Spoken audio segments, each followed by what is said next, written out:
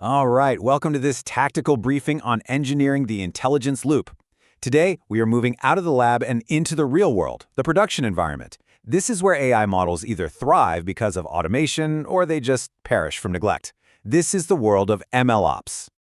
Okay, so let's get into it. Here's our game plan for building a truly resilient AI system. First, we'll talk about the battlefield, what we call the production gap.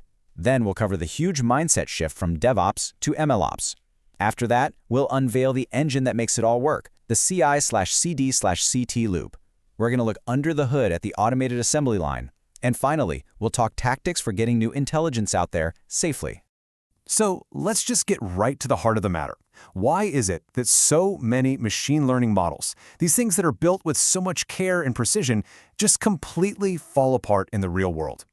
And this, right here, says it all.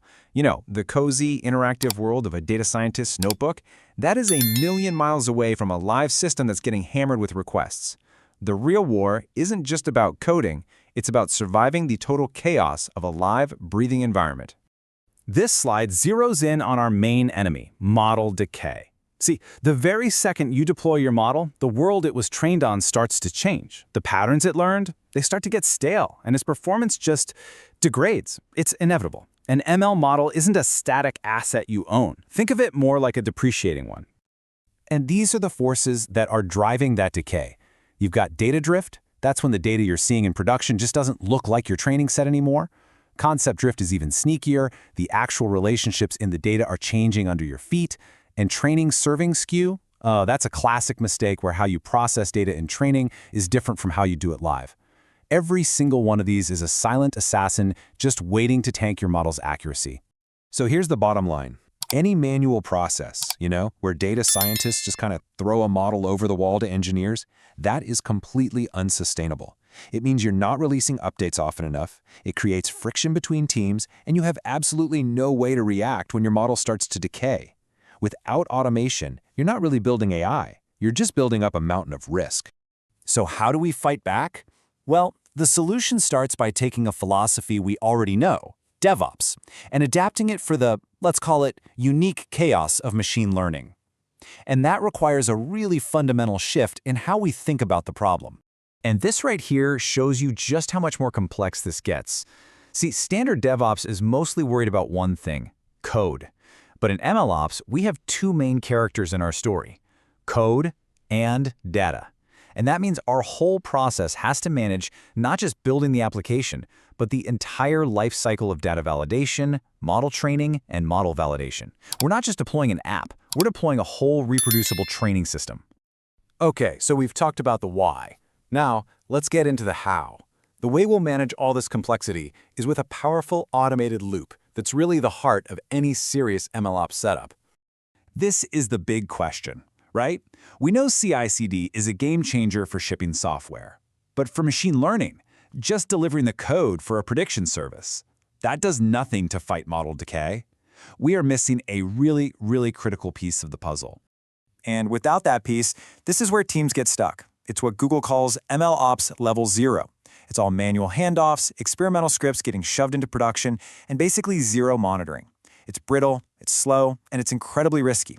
To get out of this trap, you need a whole new dimension of automation.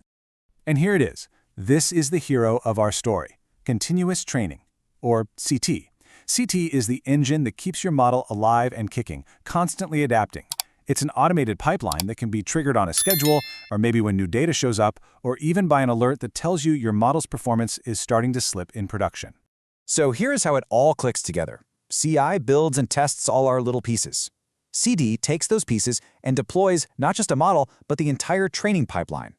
And then CT runs that live pipeline over and over to continuously spit out new, updated, validated models. So think of it this way. CI/CD builds the factory, and CT runs the assembly line.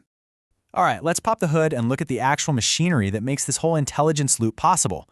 Because on Google Cloud, this isn't just some abstract theory. It's a whole set of services designed to build this automated assembly line for you. And this is a perfect picture of that assembly line metaphor.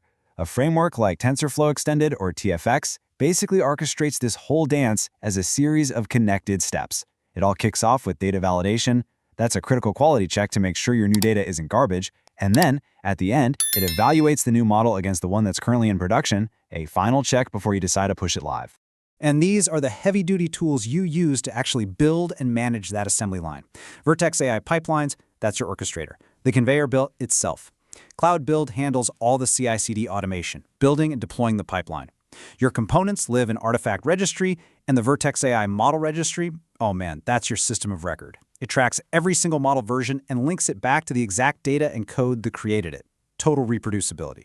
So our automated pipeline just churned out a brand new validated model. Awesome. But the job isn't done. Now comes the really high-stakes part, deploying it. Swapping out a live model is a risky move. So how do we pull it off without breaking everything? We use strategies like a canary release. Instead of just flipping a switch and hoping for the best, we carefully route a small fraction of our live traffic, maybe 5 or 10%, to the new model. This lets us test it in the real world, with real data, but it keeps the potential blast radius tiny if something goes wrong. And using a service like Vertex AI Endpoints, you can do exactly this. You can literally just declare, hey, send 10% of my traffic to the new canary model and keep the other 90% on the stable version. And while this is happening, you're using something like cloud monitoring to watch it like a hawk. You're looking at latency, error rates, you name it. If everything looks good, you can slowly dial up the traffic. This is how MLOps builds this amazing safety net. You can even run proper A/B tests to see which model actually helps your business goals more. But here's the best part, automated rollbacks. If your monitoring suddenly detects a huge spike in errors, the system can automatically yank traffic away from the new model and send it back to the last known good version. It basically protects you from yourself. Okay, so we've seen all the nuts and bolts in action. Let's just zoom out for a second and look at the big picture, the strategic outcome of really embracing this MLOps way of thinking. This right here is the ultimate takeaway. An automated MLOps pipeline literally transforms your model from this fragile piece of code into a resilient, adaptive system. It's a system that's actually designed for change, one that can retrain, revalidate, and redeploy itself to stay perfectly in sync with a world that's always changing.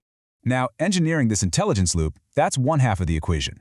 The other half is the raw brute force hardware that powers it all. Join us next time as we go even deeper down the stack and explore the high-performance AI infrastructure that makes this whole thing possible at scale. Stay operational.